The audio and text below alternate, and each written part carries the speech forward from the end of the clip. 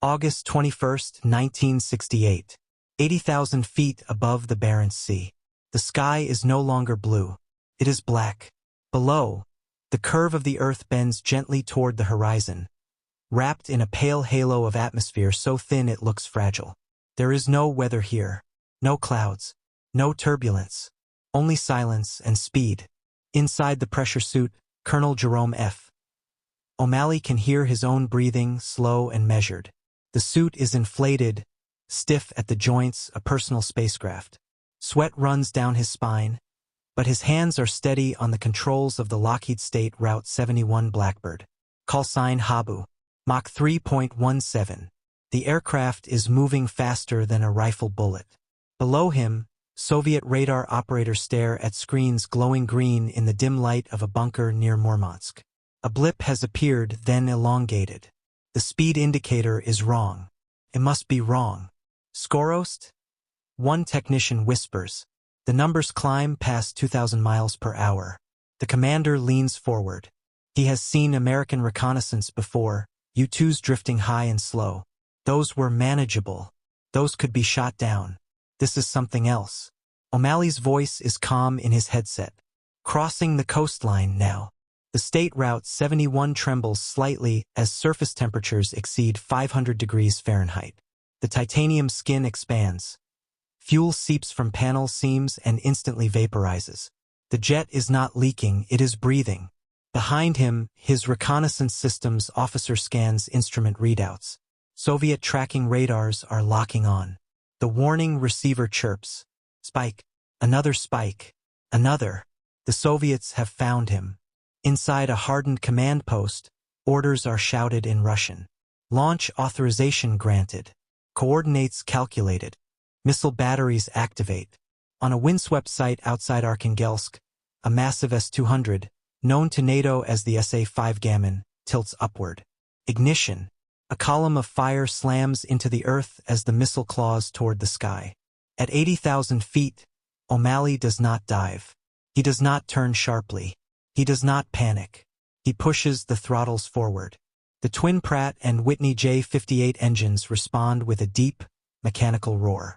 The Blackbird accelerates. Mach 3.2. Mach 3.25. The missile climbs, radar-guided, closing the distance. In the Soviet bunker, officers watch the intercept geometry forming, lines converging on the screen. It looks perfect. Until it isn't. The American aircraft begins to pull away. The missile's fuel burns rapidly. Its velocity plateaus. Its guidance struggles to predict a target moving faster than its design assumptions. The radar operator squints. The blip is stretching again. How? He mutters. The State Route 71 is not maneuvering violently. It simply continues forward, faster than the missile can compute. Mach 3.3. The Blackbird's chins slice through the thin air like a blade. The inlets automatically adjust their spike cones, managing shockwaves with precision that feels almost alive. The jet was built for this exact moment. The missile's motor burns out, coasts, falls away. Inside the cockpit, a faint smile crosses O'Malley's face. Missiles losing energy, the RSO reports. Copy, O'Malley replies. Let's give them something to think about. He advances the throttles another notch. Mach 3.35. Below, Soviet interceptors scramble from a nearby airfield. Sleek delta-wing fighters, the pride of the PVO Strany Air Defense Forces, ignite afterburners and climb. Among them, a Mikoyan-Gurevich MiG-25, the Foxbat, designed specifically to kill aircraft like this. Its twin engines scream as it ascends, pushing toward 70,000 feet. The pilot, Major Viktor Belenko, young, intense, disciplined, watches his radar scope carefully. He has trained for this. The Americans have violated Soviet airspace. Today, perhaps, he will be the one to end the myth. Ground control feeds him vectors. Target bearing 035. Speed, 3 Mach. He blinks. 3 Mach? That must be an exaggeration. He climbs higher. The MiG-25 is straining, its engines near temperature limits. The air grows thin. Control inputs feel sluggish. The aircraft shudders near its ceiling. On radar, the state Route 71 streaks across the scope like a comet. Malenko pushes harder. Afterburners roar white-hot. He reaches Mach 2.8. The target is still accelerating. The gap is widening. Inside the Blackbird, the warning receiver screams again. Another missile launch detected. O'Malley does not deviate from course. He doesn't need to. The Blackbird strategy is brutally simple. Outrun everything. Another S-200 streaks upward. Its guidance commands fighting physics. Soviet computers attempt to calculate where the state Route 71 will be in the next 30 seconds. But at Mach 3.3, 30 seconds is nearly 30 miles. The missile detonates far behind the aircraft. A distant flash in the upper atmosphere. In the Soviet bunker, silence spreads. They have fired millions of rubles into the sky, and the American jet is still there, still accelerating, still unreachable. On Malenko's radar, the target begins to fade, not because it is descending, but because it is leaving. Mach 3.4. The Blackbird crosses back over international waters. The sky begins to lighten from black to deep indigo. Mission complete. Below, Soviet officers remove their headsets slowly. Some shake their heads. Others stare at the replay screens as if hypnotized, trying to understand what they just witnessed. An aircraft that did not dogfight, did not evade, did not even appear concerned, simply ran, and nothing in their arsenal could catch it. Inside the cockpit, O'Malley eases the throttles back slightly, careful not to induce a compressor stall at these temperatures. The engines settle into a controlled thunder. The Blackbird begins its long arc home. But this is only one mission. Over the next decade, Soviet pilots will launch hundreds of intercept attempts. They will fire missiles. They will push their aircraft to structural limits. And each time, the Blackbird will respond the same way. It will accelerate and vanish. The Blackbird begins its descent only after it is hundreds of miles from Soviet airspace. At Beale Air Force Base in California, technicians will later count the radar spikes recorded during the flight. Dozens, sometimes over 100. Each one a missile battery or interceptor trying and failing to reach the aircraft. For the men inside the Lockheed State Route 71 Blackbird, it becomes routine. For the Soviets, it becomes obsession. Winter, 1971. Near the Baltic coast. Snow whips across the runway as a pair of Mikoyan-Gurevich MiG-25 Foxbats sit armed and ready. Their pilots wait in cockpits, oxygen masks on, engines preheated. The order comes without warning. Amerikansky Razvedchik. Launch. The Foxbats surge forward, afterburners blasting sheets of fire into the freezing air. Within seconds they are climbing steeply, fuel gauges already ticking downward. The MiG-25 is not graceful. It is raw power wrapped around two enormous Tamansky engines. At 40,000 feet, the ground controller feeds them updates. Target speed, 3 Mach. The lead pilot tightens his grip. They were told this aircraft exists, that it flies higher and faster than anything else in the sky. But belief is different from experience. At 60,000 feet, the MiG begins to tremble. Air density is fading. Control surfaces respond sluggishly. The engines approach critical temperature limits. The Foxbat was built to intercept high-speed bombers, not chase a titanium arrow at the edge of space. On radar, the American jet appears. A narrow, impossibly fast return. The pilot pushes harder. Mach 2.9. The airframe vibrates violently. Warning lights flicker. He can feel the aircraft nearing its design ceiling. The ground controller calculates intercept geometry again. The lines should meet. They always should meet. But the State Route 71 does not hold steady. It accelerates. Inside the Blackbird cockpit, Major Brian Schul, future pilot and storyteller, watches the Mach meter creep upward. Mach 3.2. Mach 3.25. The RSO calls out calmly. Multiple bandits attempting climb. No factor. The phrase becomes common in Blackbird culture. No factor. Meaning, irrelevant. Below, Soviet missile crews are already preparing launches. The long white bodies of S-200 missiles tilt skyward once more. Each one is nearly 35 feet long, designed to destroy high-altitude bombers with a massive fragmentation warhead. Ignition, another pillar of fire. The missile streaks upward at over Mach 4. For a brief moment, the closure rate seems promising.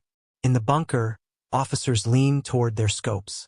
The missile's computer predicts the SR-71's future position.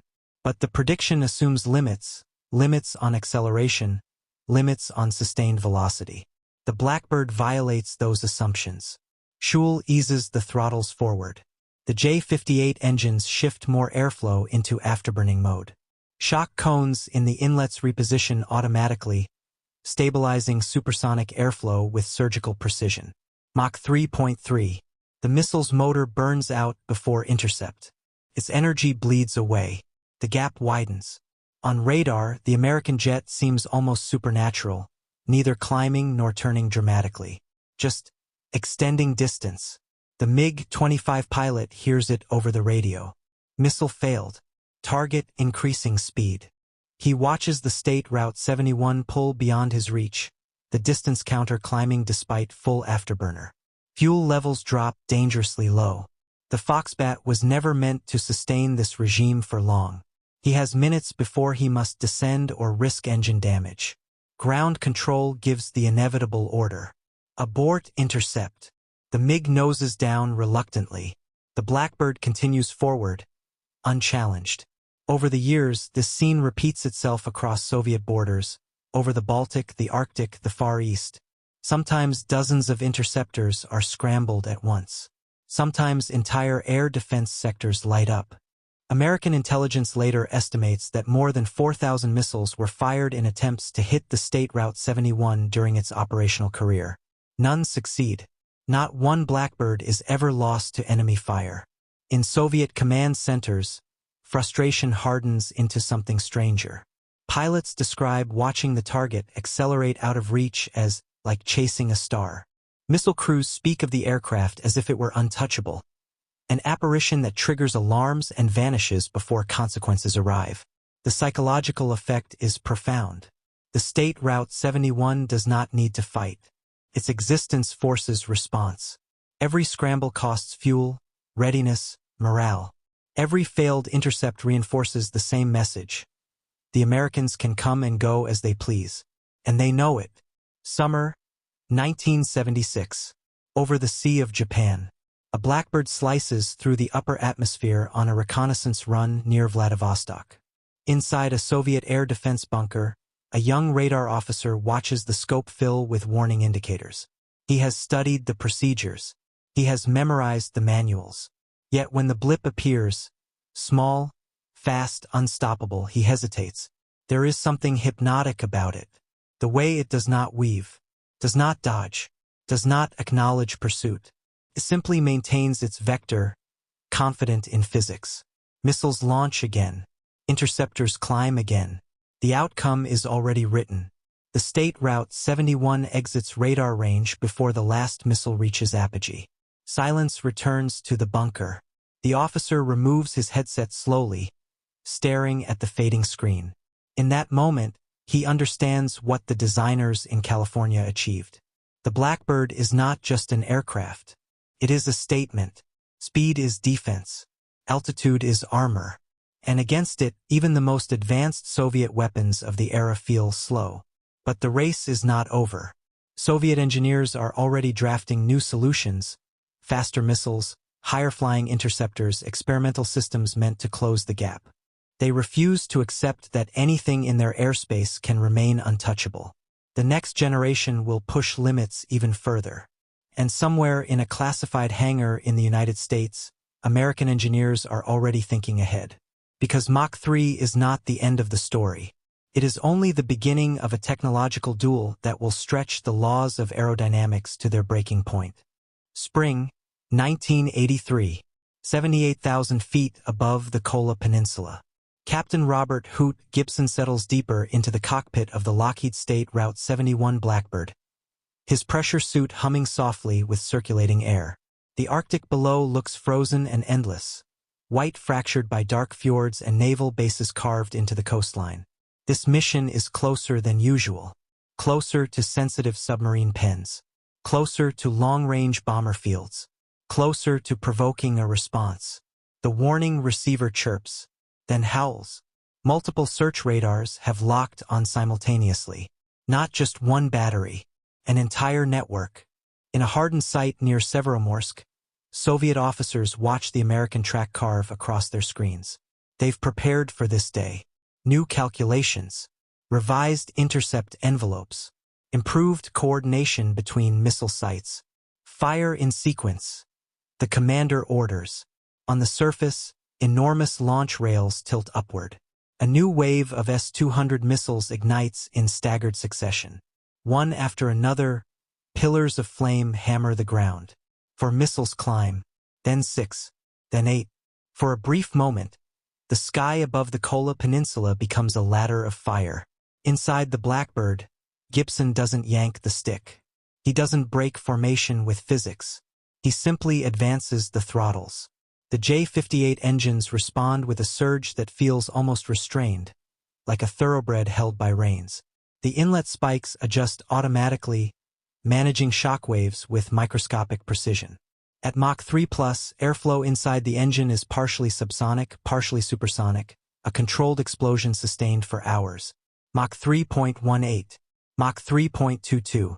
His reconnaissance systems officer calls out calmly. Multiple launches. Estimated time to impact. Decreasing. The math matters. At these speeds, distance is life.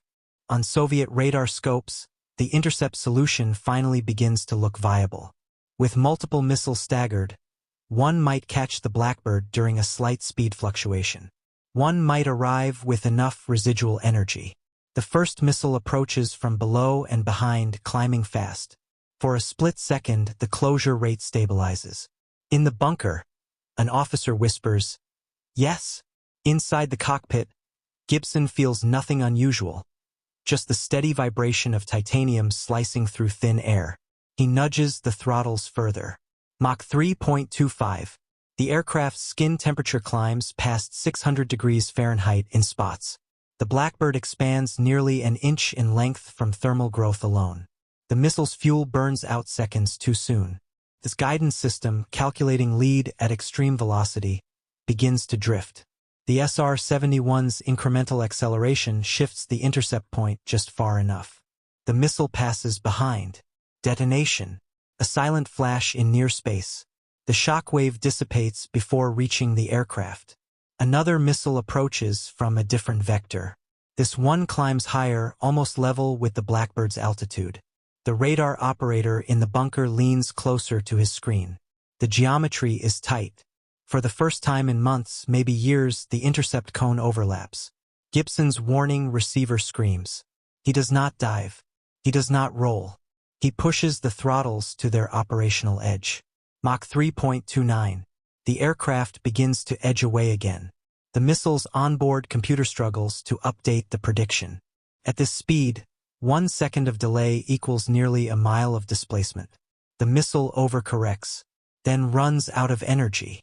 Another detonation, closer this time, but still behind. Inside the Soviet bunker, silence grows heavier. The radar operator stares at the fading intercept arcs. It was close, so close, but not enough. Meanwhile, from a distant airfield, a pair of Mikoyan-Gurevich MiG-31 interceptors roar into the sky. The MiG-31, newer, faster, more capable than the Foxbat, designed explicitly to counter high-speed threats. Its Zaslin radar can track multiple targets at extreme range. Major Anatoly Kvocher grips the controls as the aircraft climbs aggressively. Target at 75,000 feet. Speed exceeding 3 Mach. He pushes the throttles into afterburner. The MiG-31 accelerates hard, slicing upward through thin air. Mach 2.5, Mach 2.8. The interceptor's structure begins to strain as temperature limits approach. Unlike the Blackbird's titanium skin, much of the MiG's airframe cannot endure prolonged Mach 3 flight without damage. On radar, the state route 71 streaks like a spear. Kvocher lines up the intercept. For a moment, he believes. He edges toward Mach 3. The aircraft shudders violently. Warning lights flicker, engine temperature critical. He cannot sustain this. Ground control calculates the new geometry. The numbers betray them again. The American jet is still accelerating. Mach 3.3. The Blackbird's speed is not a sprint. It is endurance. The MiG-31 reaches its safe limit and must throttle back. The distance begins to stretch. The State Route 71 glides forward, steady as a metronome. No evasive turns. No defensive flares. Just raw, sustained velocity. Back over international waters, Gibson eases the throttles slightly. The warning receiver quiets. Behind him, dozens of Soviet missiles have burned themselves into useless arcs. Interceptors are descending with overheated engines and near-empty fuel tanks. In the bunker, the commander removes his cap slowly.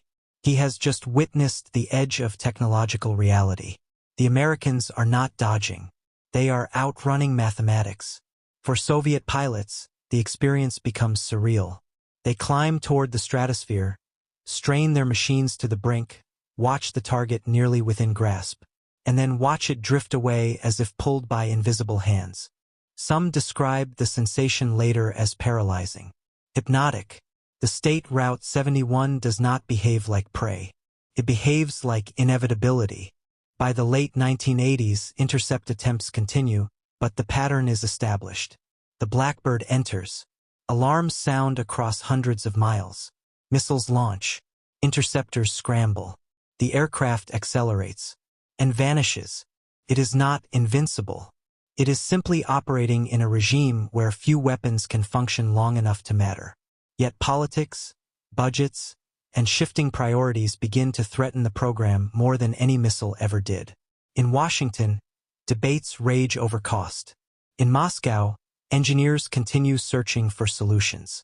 And in the hangars at Beale, crews run their hands along the black titanium skin, knowing they are maintaining something that has never been touched in combat.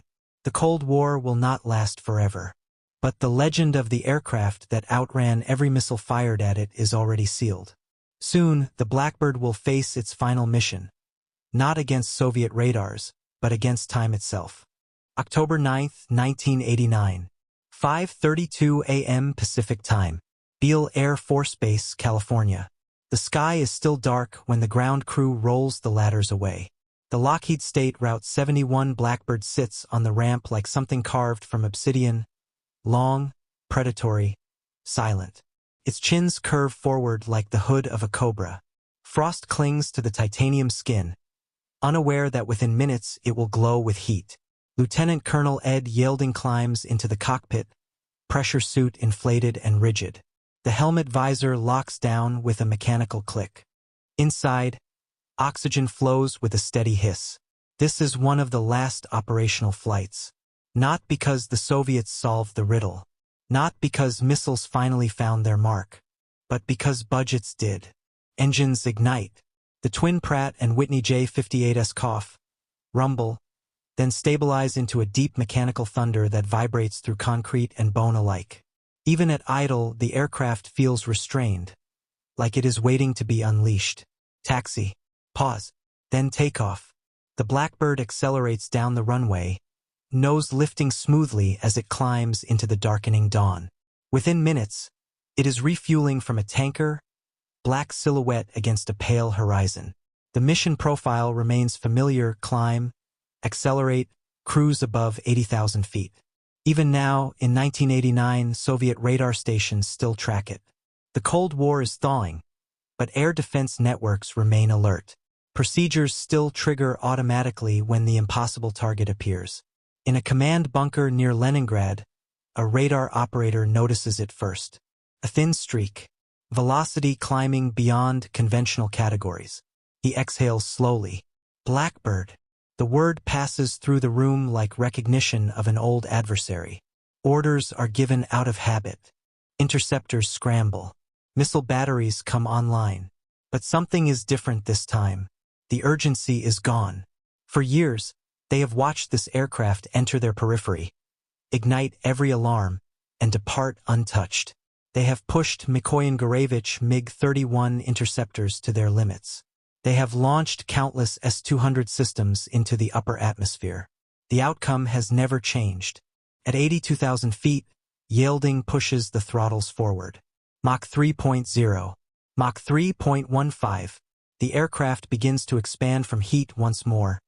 Fuel tanks sealing as titanium grows tight along its seams. Skin temperatures climb past 500 degrees. The cockpit remains steady, controlled, almost serene. Below, two MiG-31s climb aggressively. Their pilots know the script. They pursue anyway. Professional pride demands it. The intercept geometry forms briefly on radar screens, lines converging toward an altitude where only a handful of machines in human history have ever operated. Mach 3.2. The Blackbird inches ahead. Mach 3.25. The MiGs strain near temperature limits. The Blackbird is merely entering its comfort zone. Inside the Soviet bunker, the commander watches the distance markers begin to widen. He does not curse. He does not slam his fist. He simply nods once. There it is again. That feeling. As if the target is not escaping, but existing in a layer of physics just beyond reach. The MiGs break off. Fuel conservation. Engine preservation. Procedure. The Blackbird continues forward. No missile launches this time. No ladder of fire clawing at the stratosphere. Just observation. Mutual acknowledgement. At the edge of Soviet radar coverage, the streak fades once more. The radar operator leans back in his chair. For nearly 2 decades, that aircraft has come and gone, untouched. He removes his headset slowly, almost ceremonially. Hours later, the Blackbird approaches Beale for landing. It descends carefully, shedding speed and altitude in long arcs. After hours above Mach 3, returning to subsonic flight feels unnatural, like stepping out of orbit. The landing gear lowers. The tires kiss the runway. Parachute deploys. The aircraft rolls to a stop. Ground crew approach cautiously, as if nearing something sacred. Yielding climbs down the ladder, helmet still on, pausing at the bottom to look back at the jet. No enemy ever shot it down. No interceptor ever matched it. More than 4,000 missiles were fired in attempts to destroy it. Every single one failed. Not because the Soviets lacked skill. Not because their pilots lacked courage. But because the Blackbird was engineered into a realm where reaction time collapsed, where prediction faltered, where even guided weapons struggled to comprehend its pace. Speed became shield. Altitude became invisibility. And for a generation of Soviet pilots, watching that black streak pull away was like staring at something unreal, something that defied instinct. Hypnotic. Months later, the Berlin Wall will fall. Soon after, the Soviet Union itself will dissolve. The technological duel that defined the upper atmosphere will fade into history. But the legend remains. An aircraft that never fired a shot in anger. An aircraft that never carried defensive weapons. An aircraft whose only response to attack was to push the throttles forward and outrun every missile ever fired at it.